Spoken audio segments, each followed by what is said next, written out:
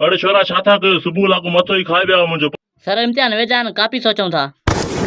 डोडा फाड़े छा थो ॾिसे उस्ताद खे कापी ॿुधायां ॿियो छा थो कयां। ॿुधाए फेल पाण थींदे। हाणे जूता वरी चुप करे वे असांजो बस फ़ाइदो रे आहे। छोरा अॼु इज़त सां पढ़ो।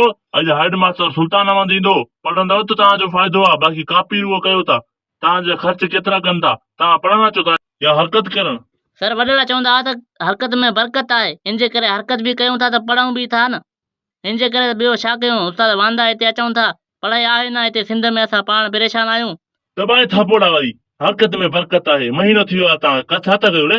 उस्ताद महीनो छाजो महीनो तूं पढ़ाए न असांखे हिते त 10 साल असां पढ़ूं। बस करे वे छोरा। अच्छा उस्ताद माना तोखे सच कौड़ो लॻे थो इन जे करे मां सच चवां ई न। हा सच चऊं था तोखे कावड़ लॻे थी वरी। वॾो निभागो छोरो आहीं। मुंहिंजे क्लास में तूं ई बैतुल कंदो ॿिया सभु चुप हूंदा थी। सभु ख़ामोश में हूंदा आहिनि तुंहिंजो बैतुल हूंदो आहे छो भला। उस्ताद चुप सिंध में ई न आहे सिंध में बैतुल आहे।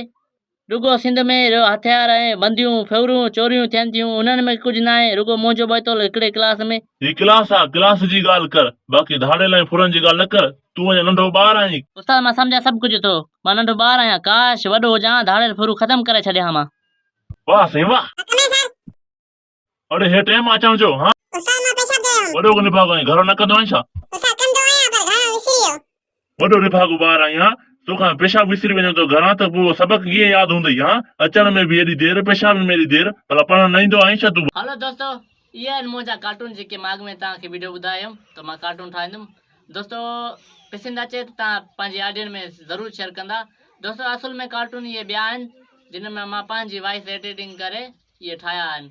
इनशाला मां पंहिंजी कोशिशि अञा वधि में वधि कंदुमि जीअं मां पंहिंजे हथ जा कार्टून ठाहींदुमि। इनशाला दोस्तो मां तव्हांखे चयो हुउमि मां कार्टून तमामु जल्द ॾींदुमि। इहे आहिनि मुंहिंजा कार्टून तव्हांखे अगरि पसंदि अचनि त मां तव्हांखे हर भेरे चवंदुमि तव्हां मूंखे शेयर कंदा। खुदा हाफ़िज़।